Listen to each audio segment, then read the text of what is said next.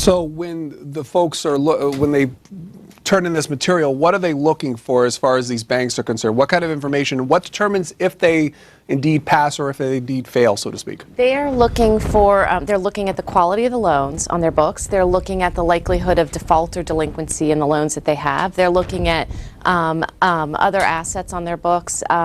They're measuring it compared to a bunch of economic assumptions based on the economy getting slightly worse than it is right now. A lot of economists think that their economic assumptions might be a little too optimistic, that they actually think that we're in a depression or we're headed towards one. And so they're looking to see how their balance sheets perform under stress. That's why it's called a stress test.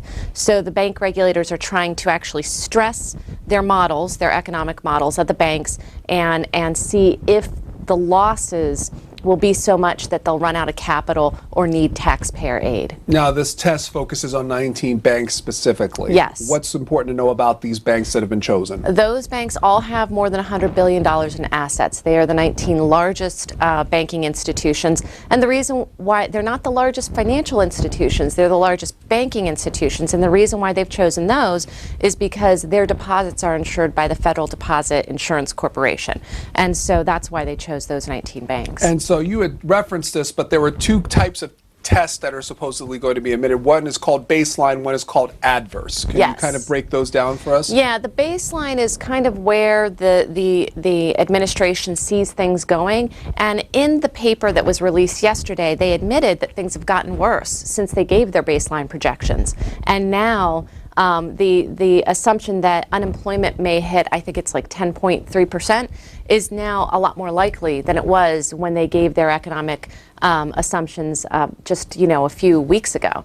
And so things in the economy have spiraled so far down so quickly that already the economic assumptions that they were making a few weeks ago have proven to be more optimistic than what the reality is. And so if a bank does well and then has to go ahead and it's fine, but it has to raise capital in the future. Yes. That would be a good thing for them. But what if a bank does poorly on this test? Wouldn't that threaten their ability to raise more capital if folks are looking at their books and saying it didn't do well by the government standard, why should I dole out my own money? Yeah, because investors are looking at the banks and they're like, they're thinking, I'm not going to pay or I'm not going to invest in this bank unless this bank pays me a higher yield. So what that does is if they think the bank is more risky, if they think the bank might be at risk of failing, investors are going to demand more yield, more interest on whatever money they invest in those banks, and that's going to increase the debt costs,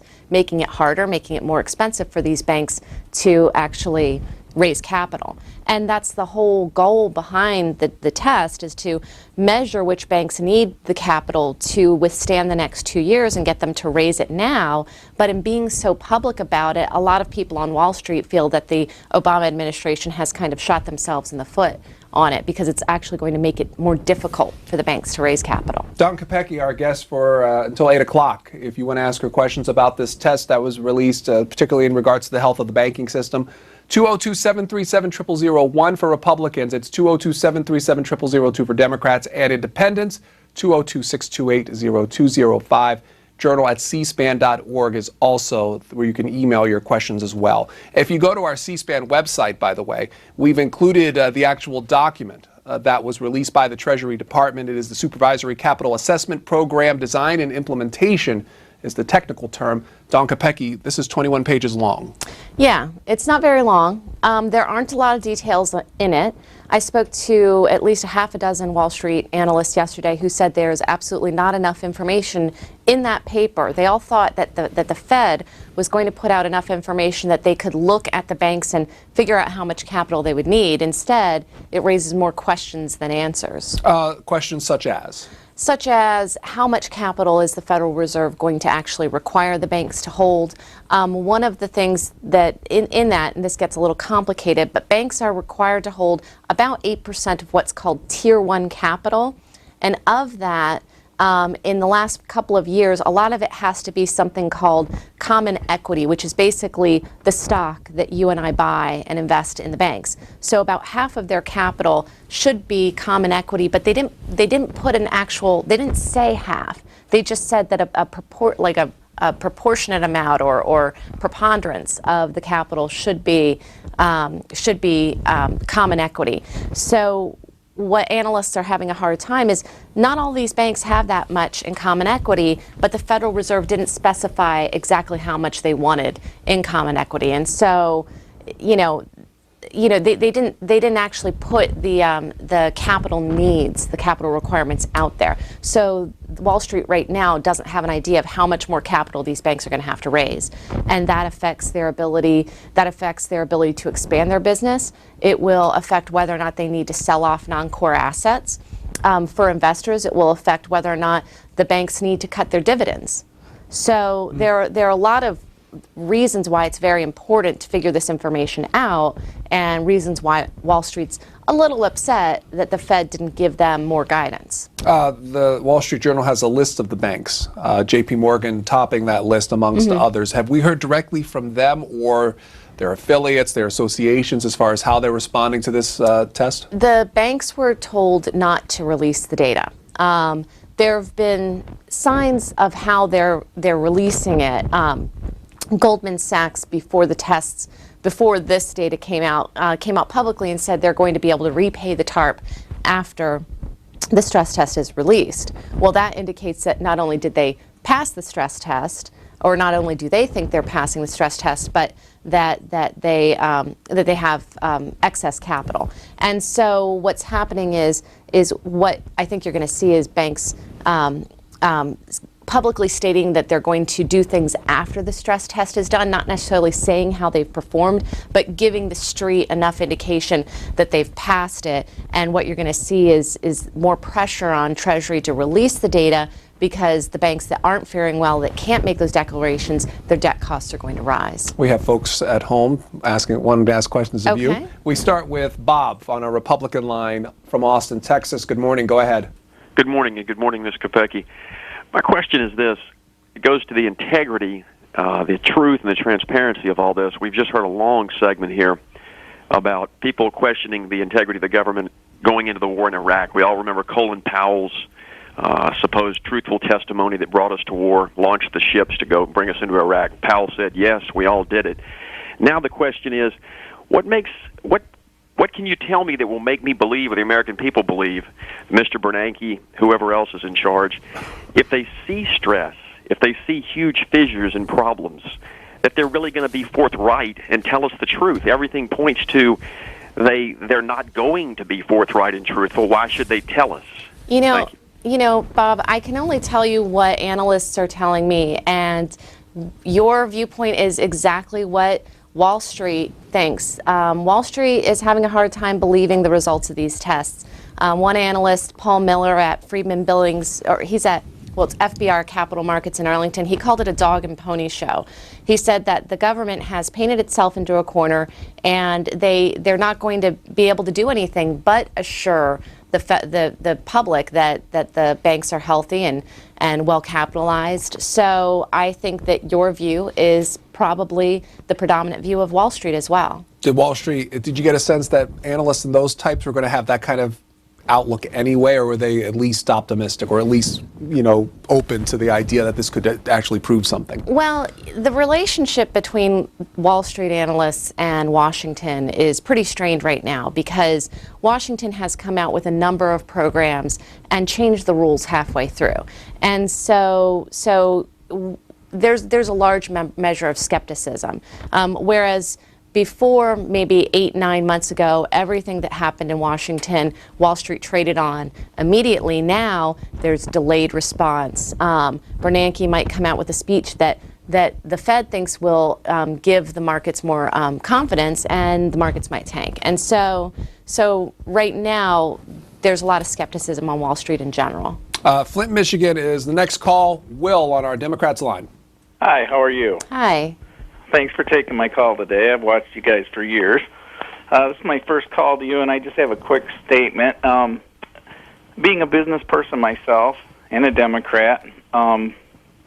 If I fail in a business, no, I don't expect anyone to bail me out. Personally, we don't reward fiscal irresponsibility in this country, or at least we're not supposed to. It seems to me that there's a myth going out there that these businesses are just too big to fail. The country can't survive without them. But in any business, if you get a person in there or many people that are fiscally irresponsible, people always step up to the challenge. And I think that's what we need to do. These big, giant corporations that have been irresponsible with their investing and spending, we need to let them fail and let other institutions and other people who are, I guess I would say, more fiscally responsible step into the box. That's all I have to say, so thank you for taking my call. A lot of people feel the same way. They think what's going on is creating what's called moral hazard, where you encourage banks to get so large that they can take on more risk because they know the federal government is going to bail them out. So, you know, what's being echoed with your viewers is what is being debated in very high levels in Wall Street and academics and economists. So they believe the same thing, that, you know, that America is based on survival of the fittest, and this is encouraging people to take on risks that are imprudent because they can get a bigger return for their money, knowing that the federal government will stand behind them. One of the things we've heard over the last few months on this issue is that the banks have to be stable in order to offer credit to lend to each other. Where does this process, or this part of the process, fit into that overall picture? Well, that's still an issue, is that they've become too big to fail. They've become so big that if they failed, it would cause catastrophic consequences throughout the rest of the system. That's why so much money has been spent on bailing out AIG, because AIG provided financial insurance to, you know, so many different sectors of the economy. It's almost impossible. They've gotten so complex that it's almost impossible to unwind them without causing a lot of devastation elsewhere. The last few weeks, banks have been starting to lend to each other. Now, whether they're lending to you and I is an altogether different thing. Lynchburg, Virginia. Wanda on our Independence line. Go ahead. Good morning. I wanted to just say that, using an idiom, I worked at a company once, and it was a big con manager there, and he let the accountant go that was over our section, and we went to him in protest, and I explained to him, do you know the details that are taken care of under her guidance? I said, I just, presume that, things are going to be handled, that work is going to be distributed. And he told me that you're giving management too much credit. He'd never thought of those things. And I think of that in the same way, and I've never forgotten it all these years, as with these banks failing. My mom used to say, common sense just ain't so common. And we've had some crooks in there. And these deregulating rules are covered and covered. There's layers and layers of them. And so now they're being peeled back. And we as Americans just need to trust the process. If we trust who we've got in there managing it now, overall, trust the process. There's still going to be layers that are pulled back, and some layers are going to be vital and good, and some are not. And so I appreciate this stress test. It's no more than what we do in everyday life. Testing our kids, testing ourselves, our limits. So I appreciate you taking my call. I mean, it is, testing the limits of the banks and trying to see which ones are healthy. And so, but a lot of people are wondering how difficult the test is, how stringent it really is. And you have to have results in 2 weeks. Yeah, and this is another thing is they've spent, all these international accountants have spent about a decade trying to come up with international capital standards. Now the stress test is not as stringent as what they're trying to come up on a long-term basis, but basically regulators are trying to do in a very short time frame what the best accounting and academic minds and economists have not been able to do over a decade. There's an interview this morning in the Financial Times with Barney Frank. Yes. The Senate Banking, and he talks a little bit about the issues that we're talking about, and this is what he, part of the interview says, asked if there was enough money to recapitalize banks after the stress test next week. Mr. Frank said it better be. It's a paradox. If this Geithner plan works out, you will have more money, you will get more money from Congress, but then you won't need it. Mr. Frank said the administration handled the financial crisis well, but slipped on occasion. And he goes on to there. But it's at least in that first part. Can you expand on what he says, at least, or give some context? About the Geithner the plan as far as, and more money from Congress. Yeah, I mean, that is the catch-22, is if the Geithner Congress does not want to throw what my grandmother would say, good money after bad. And they're tired of, they've spent, you know, they've authorized $700 billion. There's trillions more in taxpayer money at risk through different various Federal Reserve programs, and they're tired of throwing, it's like throwing money into a deep hole and not seeing results. Because what lawmakers are concerned about is their constituents, their local grocer being able to get a loan, you know, their local, you know, their local florist being able to get money, entrepreneurs like the one that called in earlier being able to get funds, and they're not seeing results trickle down to everyday people. So that's what Barney Frank, I think, is worried about. Annapolis, Maryland. We hear from Perry on our Republican line. Go ahead. Well, I disagree with Congressman Frank. I don't think he's got the votes to get the TARP money. And so what they're going to do is to get it, what they've been doing, $3 trillion. That was the testimony on your program yesterday. $3 trillion is already involved because they've been doing indirectly through the Federal Reserve what they can't do directly through the Congress, because the people are waking up to this politicalization of capitalism. Capitalism, which is what the earlier speakers have said, is about profit and loss. And when you lose, you go down. But the Obama administration will not do that and take care of these insolvent banks that need to be dealt with the way we usually deal with insolvent banks. They're ducking the issue. Yeah, I mean, he's right. The Federal Reserve is off the federal budget. Its books are kept, you know, completely off of the federal budget, and they've been running a lot of these programs through the Fed specifically to keep it off budget because they don't need congressional approval, and because when they go to balance the budget at the end of the year, it makes the U.S. finances, as bad as they are, look better. He says that the administration was ducking the issue. In a larger sense, does that mean letting good banks stay and, you know, those not so off at least, you know, being folded into other banks or folding altogether? Well, what they're doing now is something they had done throughout the savings and loan crisis. It's called regulatory forbearance, where if they actually take the enforcement actions that they should take under their own rules, it would make matters worse. It would cause, it happened with IndyMac, it caused a run on the bank before the FDIC was able to find a buyer and able to resolve that, and a lot of people lost money. So, so they are not necessarily ducking the issue, but they are in some ways looking the other way, because if they actually acknowledged everything that's going on and took enforcement actions that are in the rules, it would make things worse. Another story this morning also is in the Financial Times about a new temporary leadership at Freddie Mac, and this was from the death of its current, David Kellerman, who served as the CFO. The gentleman who's going to step in for at least a temporary short time has experience in the door. He's David Moffett. What's important about this move? Well, David Moffett resigned about a month ago. David Moffett was brought in to run Freddie Mac after the company was placed into conservatorship in September, and he left. And a lot of people think that when Moffett was brought in, he thought he'd be able to turn the company around and spin it back out to profitability, and they believe Freddie Mac has taken about $45 billion in taxpayer aid. The interest that's being charged on that, kind of like the interest you pay on your credit card, is 10% a year. Their annual dividend to the Treasury is about, you know, close to $5 billion. The company hasn't earned that much money, I think, in any year in the last, 10 years or more.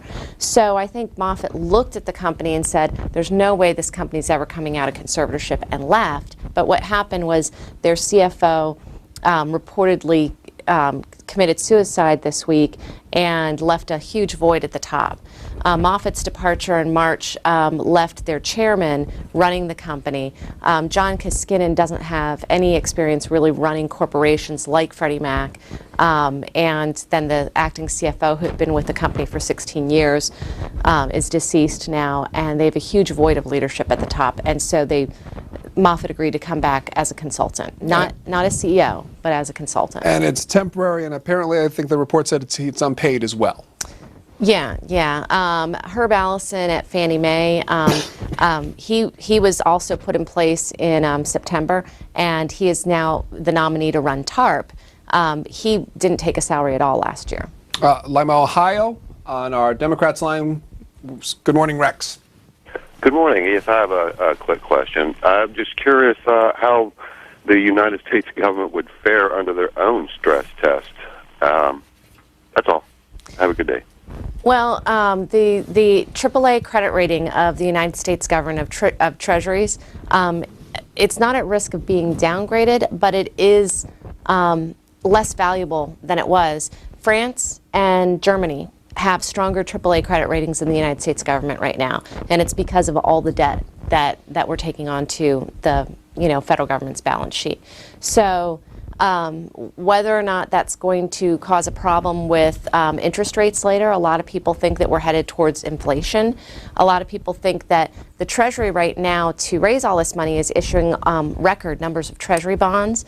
A lot of people think that that's going to create a price bubble in Treasuries in a couple of months, and then when that bubble bursts, it's going to lead to historic inflation. So that's a real risk. Is there any relation between the release of these guidelines and the IMF meetings, World Bank meetings this week? I think they want to show international leaders that we're on top of it, that we're doing it.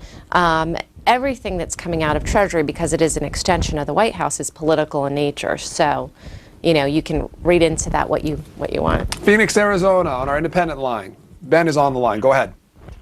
Yes, one question I've got is how long it's going to take everyone to realize that we're having a huge fraud perpetuated. Federal Reserve, AIG, didn't we learn something from Enron? That's all I have to say. The conspiracy theory books are already being written, so there are a lot. When the information is compiled, what happens then as far as when it gets back to Treasury? Who looks over it, and then what happens as far as results are concerned? They're supposed to release the results to the public May 4th. The banks have already received their preliminary results.